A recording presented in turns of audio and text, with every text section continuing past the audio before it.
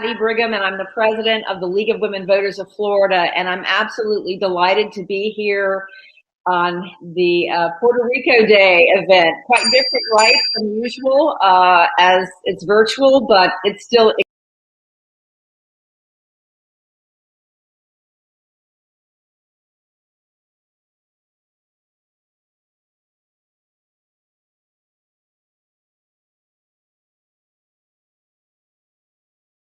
get right to it. Floridians, your First Amendment rights are under attack, and they're not under attack by extremist groups. They are under attack by members of our Florida legislature. This bill, House Bill 1 and its Senate Companion 484, hi, its Senate Companion 484 was initially announced or floated that it would be announced back in August during the height of the Black Lives Matter protests.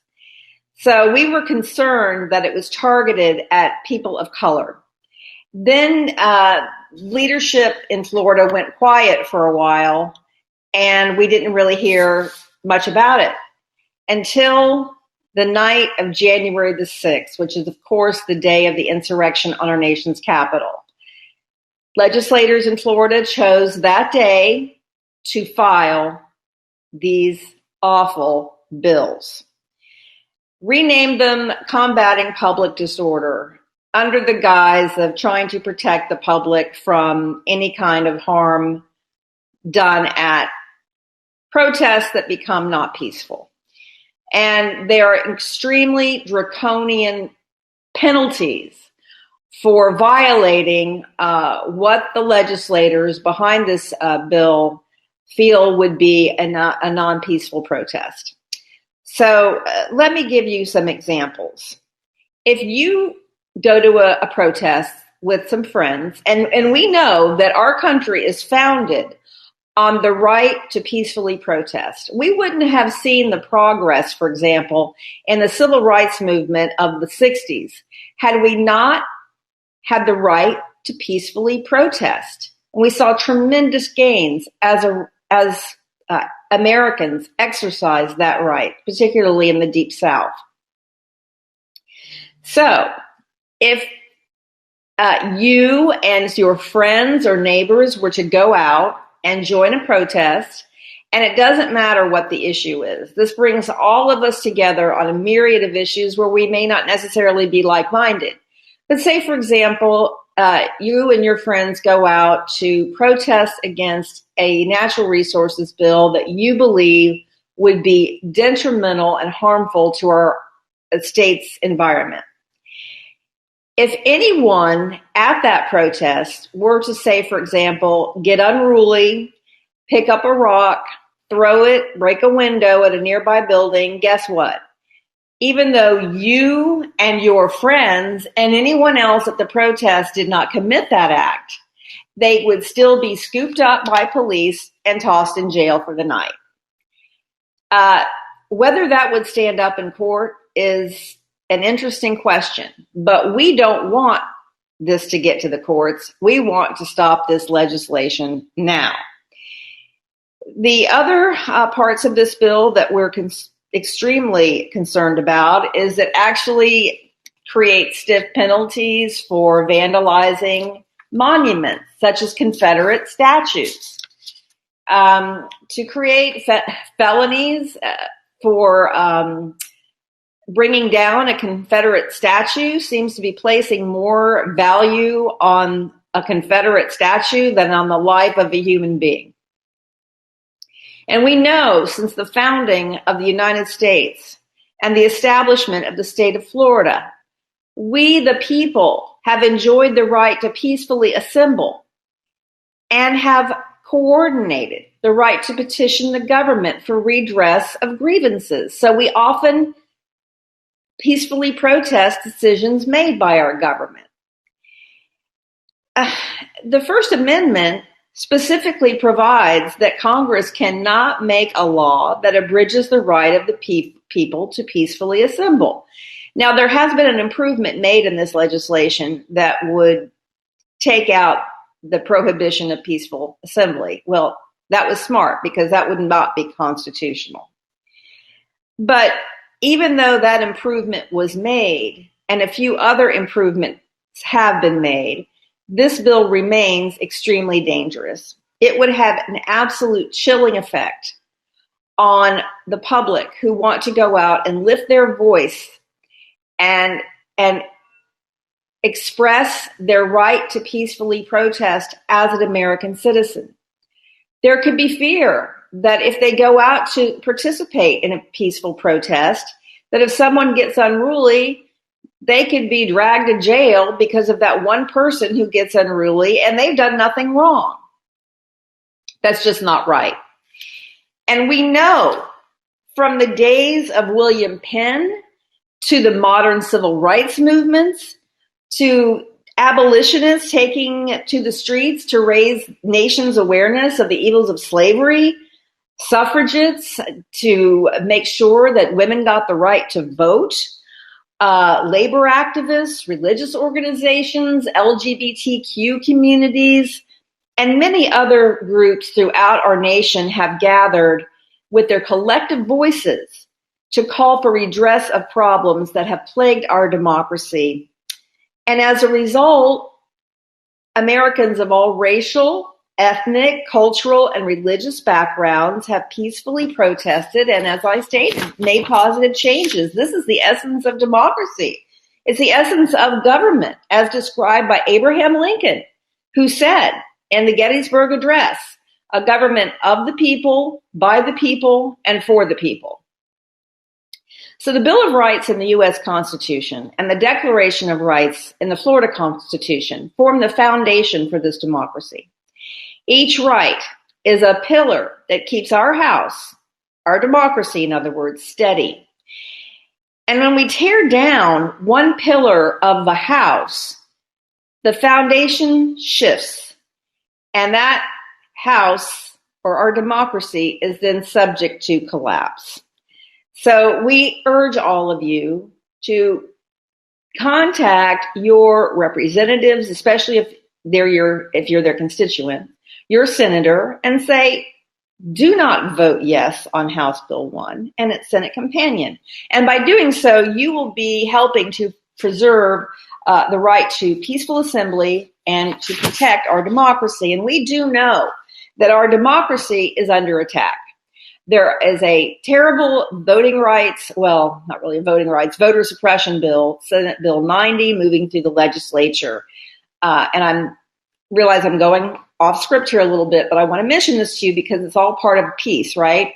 Senate Bill 90 would eliminate all ballot drop boxes in the state of Florida when we know 1.5 million people used them last year.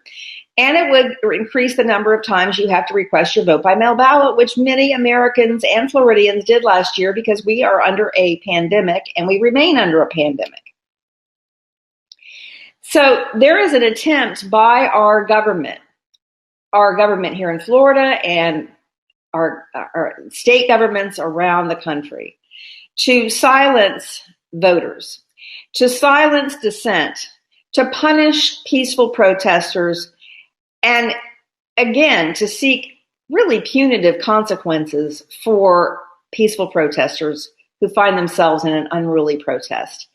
This all goes back, we believe, this bill and the origins of the bill all goes back as a reaction to the protests that swept the country and parts of the globe last summer after the brutal murder of George Floyd. We believe there has been a seismic and much needed shift among people of color who have come together and said, enough is enough. You know, this country was founded on slavery, and we are not going to allow ourselves to be brutally targeted any longer. So yes, we do suspect that this bill has strong implications toward people of color when it comes to the stiff penalties involved. Why should you get a criminal record because you have found yourself at a peaceful protest that's gone unruly and then put in jail? That's completely unnecessary. It's to no one's fault, right? And now, obviously, if somebody does something wrong at a protest, hit somebody, whatever, there are already penalties and laws in place to address that. So this bill is completely unnecessary. Those bills exist. What is the point of this? It's about stiffening penalties for exercising your right to free speech. It's an overbroad bill. It's not specific enough about what a riot means, for example. It's contrary to current criminal justice reform efforts.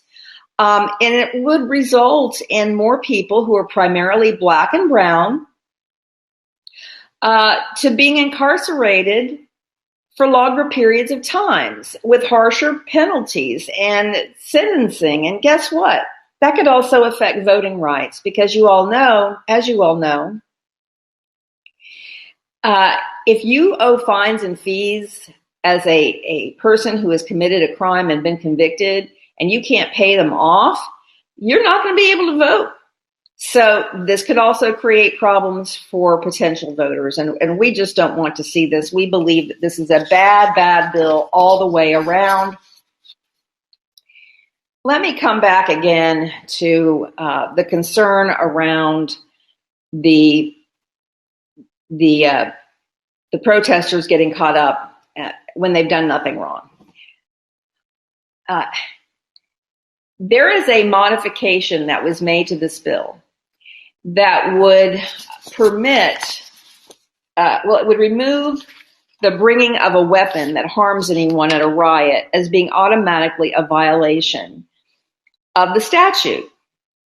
Bringing a weapon to a riot or providing one to others is prohibited, except those weapons brought for lawful purpose. Now, what does that mean, right?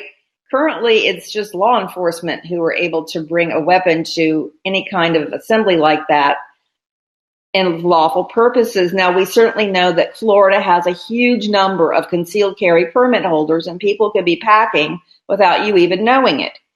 So we're suspicious of this modification to the bill because it seems to be protecting anti-rioters who may be able to allege, in other words, counter demonstrators who may be able to allege that they're bringing their weapons in self-defense. In other words, this would seem to be a way not to charge anti-demonstrators or counter-protesters or anti-protesters who claim self-defense, or another word for that is affirmative defense. That is a very concerning piece of this bill and is another reason that it should be strongly condemned and not approved. So let me also say that this bill will increase violence, or it could increase violence, against peaceful protesters. Why? Well, it could embolden and encourage the other side. If there are protesters out, and we've seen this happen, right, with groups like the Proud Boys, these white supremacist groups, rather. If protesters are peacefully assembling to stand up and defend their First Amendment rights, along comes these counter-protesters who are with these extremist organizations. It may increase violence against the peaceful protesters who would also be held accountable if these extremist organizations start committing acts of violence. It's just outrageous. It makes no sense whatsoever, and we believe is ultimately unconstitutional. So we ask all of our legislators not to vote yes on this bill. Now, where is this bill currently? This bill has passed all of its committees in the House. It is poised to go to the House floor. Now, House Bill 1. Now, we thought it would go to the House floor this week, but thankfully, it has not made its way there. So we have more time to oppose it, to call your legislators, to write your senators, to tell them to vote no on House Bill 1 and its companion bill in the Senate, which is Senate Bill 484. Now, we're hearing that there may be some hold up in the Senate because it's not yet been heard in the Senate committee. And of course, you have to have the bill heard in both chambers, right? So it's been heard in all the House committees and passed quickly through. They have shoved this bill through. In the first 2 weeks of session, this bill has been on the move because this is a priority bill of Governor DeSantis. He has stated that this is a priority bill. So they have moved this through quickly. In the meantime, it's currently sitting in the Senate Judiciary Committee. I believe it's the Judiciary Committee. Just let me double check that one more time because I want to give you the absolute correct information. Actually, that's incorrect. It is currently sitting in the Senate Criminal Justice Committee, and Senator Jason Pizzo is the chair of that committee. We would love it if it was not agended because then it could be killed, right? Oftentimes, if a chair wants to kill a bill, he or she cannot agenda it. But what we don't really know is if it's going to be put on the agenda or not. And there's still a month and a half left of session, so a lot could happen. So we have to be ready. We have to be ready to oppose the bill once it hits the House floor. We have to be making sure that we're calling our senators in the Senate, the Florida Senate, and telling them to vote this bill down. Vote Senate Bill 484 down. This bill is a danger to the public. It is a danger to law-abiding citizens who want to raise their voices against policy they do not agree with. All kinds of policies. It could be reproductive rights. It could be natural resources. It could be education. It could be government. It could be civil rights. It doesn't matter the issue. We know that there are protests that go on all the time about many, many issues. So we truly want you, our citizens, to please let your legislators know that you do not want them to vote for this bill. I'm going to take some questions. I have a little bit of time, I believe. Yes. What is the opposite viewpoint on this bill? Is this being explained? Well, the opposite viewpoint is essentially coming out of the Republican Party. And yes, the League of Women Voters of Florida is nonpartisan, but this is a fact. And this is a push to silence public protest that the GOP does not agree with. I mean, that's essentially what's going on here. From Alfredo, a movement should be created to have Florida secede from the Union. Well, I don't think that's going to happen. I don't think that's necessarily the answer. But I think what the answer is for us to lift our voices as citizens. And our best means of protest is at the ballot box. We must continue to vote for legislators who will represent the best interests of the citizens. So how do you best raise your voice? At election time, it's at the ballot box. That is your best way to lift your voice in protest. In the meantime, we're not discouraging you from peaceful protest. We're saying we now have to be extra careful because if this bill becomes law, it's going to have a chilling effect. So without all of that being said, I hope I've made it clear about why this is a bad bill. I'm happy to take any other questions about the bill. I'm looking into the chat box. I don't see any others that I have not yet addressed. So I'm a little bit ahead of schedule, but I do want to thank the organizers of this wonderful event for inviting me to speak. It's been terrific. Yes, Ms. Valiz, you want the mic? Go ahead. Thank you so much, Patricia, for the opportunity of explaining this bill. And thank you to every attendant that has been joining us throughout the day, having this important conversation. I wanted to give a last time for those who wants to make any question for Patricia before we move forward with the rest of the agenda. So we will look into additional comments. You're welcome. Okay. Well, it seems that we don't have more questions. Oh, I see that Maria Chapa wants the microphone. No, I believe that it's just following up. So we see that we have plenty of nice comments and comments about the explanation and the presentation. So Patricia, thank you so much for giving us light on in this matter. We appreciate that. And now you and I, we're gonna put ourselves in mute because we have a special video to present.